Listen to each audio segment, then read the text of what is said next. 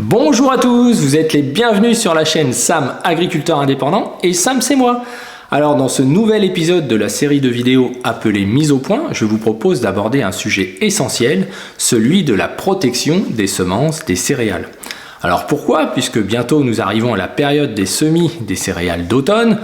Cette vidéo sera aussi valable pour la protection des semences des céréales de printemps. Je vous propose d'aborder ce sujet car c'est vraiment essentiel et il y a beaucoup de choses qui se disent et l'objectif de ces rubriques c'est d'aller dans le fond du sujet. On commencera par faire un historique de la protection des semences. C'est très important de se rendre compte que depuis l'aube des temps, les agriculteurs se sont rendus compte qu'une semence qui pouvait être contaminée avait des incidences directes sur la future récolte. On parlera des maladies des céréales, mais notamment aussi des maladies qui sont transmises par les semences. Et pour terminer, on fera un petit point sur les solutions techniques qui sont à notre disposition pour protéger nos semences. Alors si ça vous intéresse, on est parti!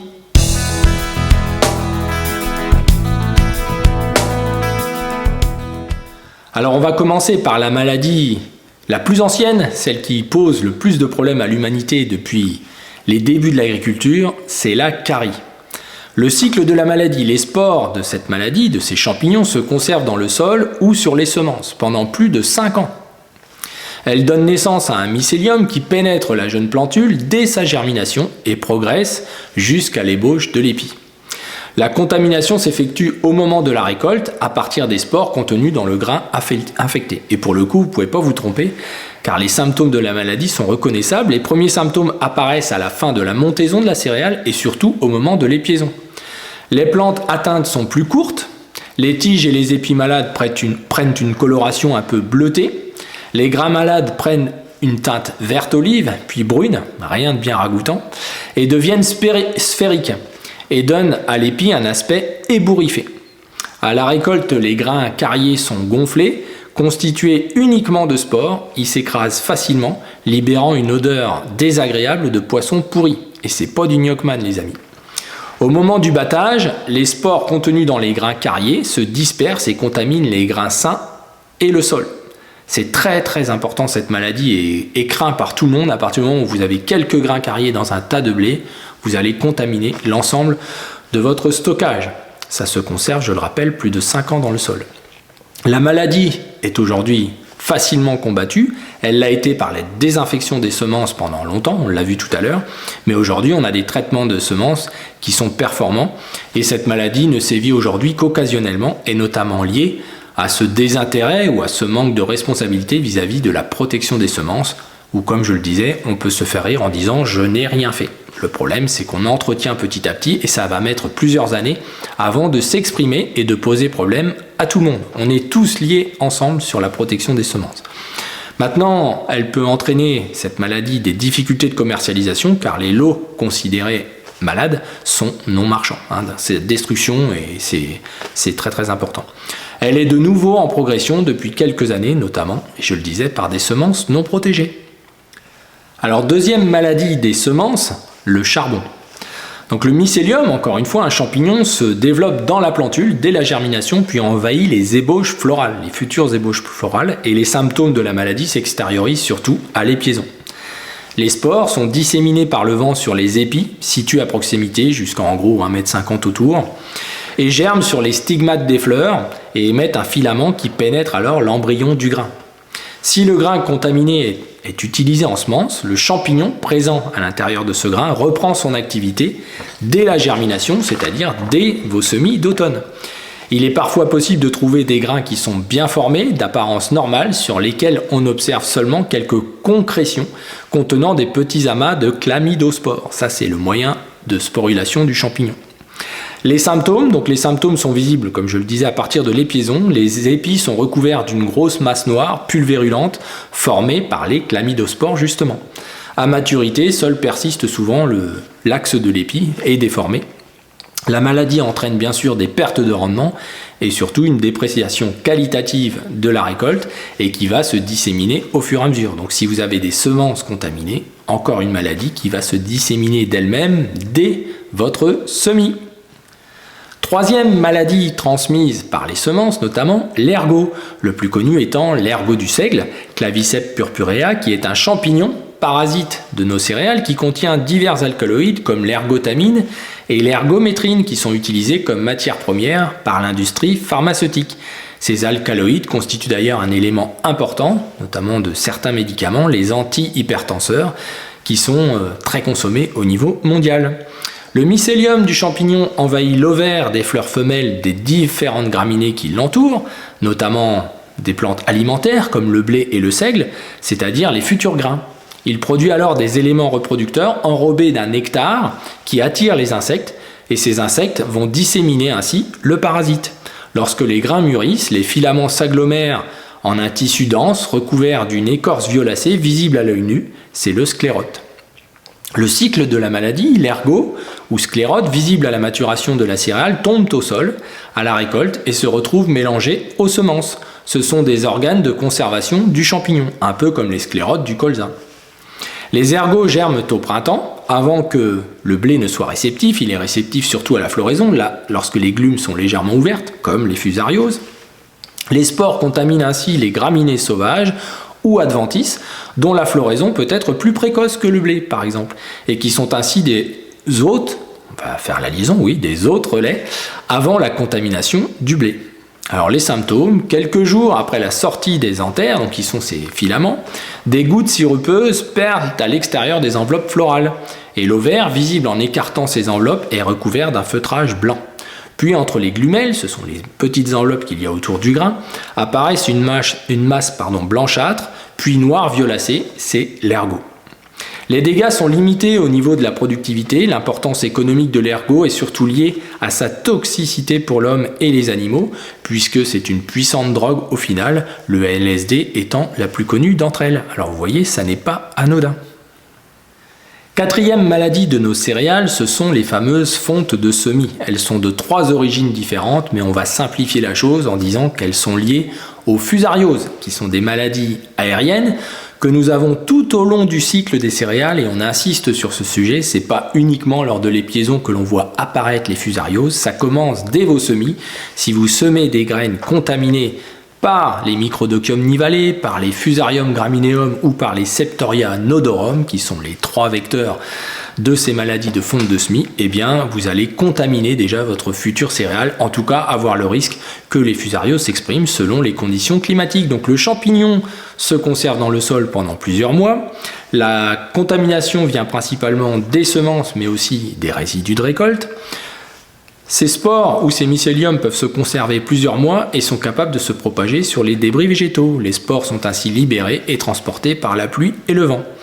Les symptômes, eh bien en réalité à la levée, les semences infectées germent, mais les pousses et les racines se nécrosent et meurent. Le coléoptile porteur de lésions s'enroule alors sur lui-même.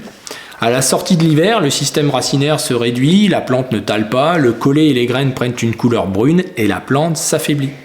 Les plantes qui restent en vie portent alors la maladie. La maladie entraîne des pertes de levée, bien sûr, la fameuse fonte des semis, et un peuplement finalement non maîtrisé et souvent un talage extrêmement réduit. Alors avant de mettre des vasipépères, des engrais ceci ou cela, il serait sans doute bon de regarder si vos semences ne sont pas déjà contaminées par de la fusariose.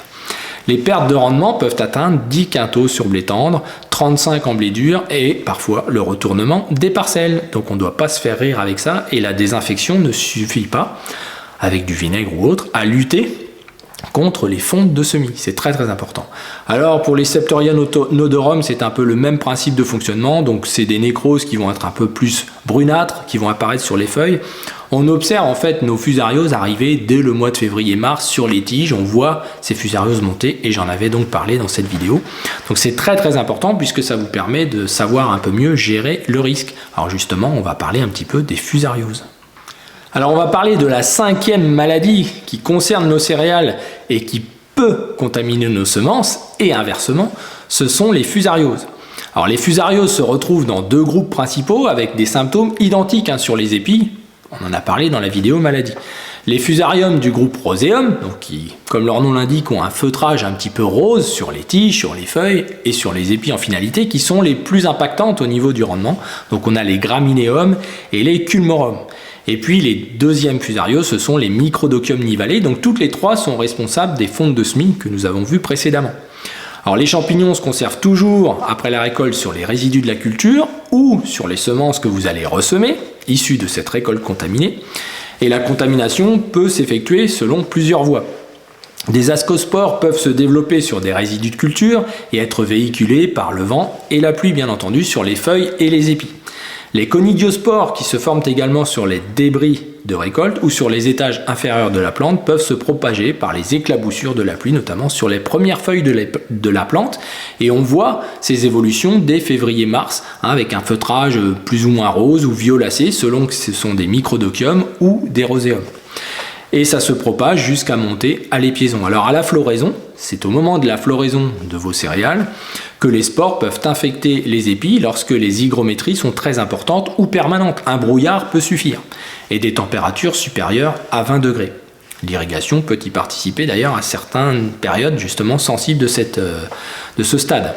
L'infection se produit au moment de l'ouverture des glumes, c'est l'enveloppe dont nous avons parlé tout à l'heure qui entoure le grain, qui s'ouvre à ce moment-là pour laisser le grain grossir en fin de compte, et on a la chute des étamines, donc c'est la fin de la floraison du blé et pas le début, c'est important de le dire, et on sait que c'est un stade sensible à ce moment-là, où s'il y a une protection à faire, que ce soit avec des molécules de biocontrôle ou avec des molécules chimiques, c'est à ce moment-là pour éviter justement une contamination. On sait aussi que cette protection-là n'a une efficacité, que ce soit d'ailleurs avec des biocontrôles comme avec des produits chimiques, de 25 à 35%. C'est une moyenne, je pense, raisonnable d'efficacité. C'est pour tout dire notre impuissance au final par rapport à cette propagation de maladies qui va entraîner des semences contaminées et des fontes de semis, etc. Alors les symptômes de fusariose peuvent être visibles au début du printemps, comme je le disais, on peut les voir sur les tiges et les feuilles. Ils sont souvent confondus avec ceux du pied inverse, c'est très très important. Ça fait un peu une nécrose qui y ressemble, mais il y a une forme de tache graisseuse autour qui montre, quand on a un peu l'œil avisé, que c'est déjà de la fusariose de présente. Ça ne veut pas dire qu'on a un moyen de lutte quand on aperçoit cette maladie à ce moment-là, ça c'est clair et net. Donc les tissus qui sont attaqués finissent par noircir, souvent à la base de la tige. Et ce noircissement régulier remonte jusqu'au premier nœud, entre nœuds et ainsi de suite. Pour la roséum, on a un mycélium rosate qui est visible entre les nœuds et ça c'est ce duvet un peu rose qui nous fait dire voilà on sait laquelle c'est. Alors ça nous fait une belle jambe puisqu'on ne peut pas intervenir tant qu'on n'est pas à ce stade là justement d'ouverture des glumes, mais en même temps avec l'efficacité dont on a parlé tout à l'heure. Voilà, donc c'est bien un cercle vicieux qui peut s'opérer puisque les semences issues de contamination, vu qu'on a des faibles moyens de lutte, sont malheureusement elles-mêmes contaminées et entraînent les fontes de semis, mais aussi la fusariose ultérieure qui peut arriver à l'épi de la future céréale, etc., etc. Donc vous voyez, ça rigole pas. Alors comme vous avez pu le voir, il y a de nombreuses maladies qui sont présentes sur nos céréales et qui peuvent contaminer nos semences encore une fois et inversement. Il y a aussi l'helmatosporiose avec les mêmes modes de reproduction. Il y a aussi une maladie qui est transmise par un champignon du sol qui s'appelle le piétin échaudage. Donc ce champignon se développe plus favorablement dans des sols peu dynamiques biologiquement avec une tendance séchante. On retrouve rarement ce champignon de piétin échaudage dans des sols profonds. À ne pas confondre justement par rapport à ces attaques qui ont lieu sur des racines. On va avoir une nécrose des racines, un noircissement des racines comme vous pouvez le voir sur les photos. Donc ça c'est quelque chose d'important, on doit arracher les pieds avant d'en tirer la conclusion puisque le deuxième effet de cette maladie ce sont sur les épis. On retrouve des ronds d'épis blancs, ce qui n'est pas le cas avec une fusariose roséum qui ressemble à ça où les épis sont blancs mais ça fait pas des ronds comme ça, c'est pas du tout fait pareil. Donc là c'est vraiment des ronds de terre justement, où le champignon s'exprime davantage. Alors ce sont les rotations courtes, la succession de céréales qui permet justement le maintien et le développement de ce champignon. Le seul moyen de lutte à notre portée aujourd'hui, c'est le traitement de semences, et notamment avec un produit commercial dont nous parlerons tout à l'heure, qui est le Latitude. Voilà, donc je pense qu'on a fait un tour assez important des maladies concernées.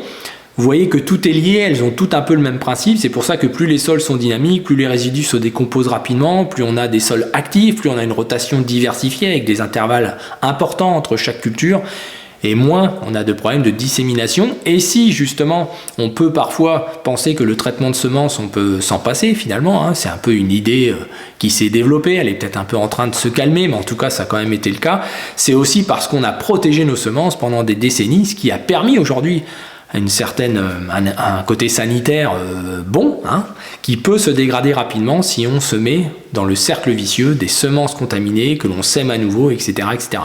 Le monde champignon, attention, ça ne rigole pas, ça peut aller très vite dans un sens Et revenir en arrière, c'est souvent plus compliqué, ça nécessitera des moyens de lutte de plus en plus compliqués qu'on n'a plus forcément par rapport à il y a quelques années. Alors justement, les moyens de lutte, on va les voir tout de suite.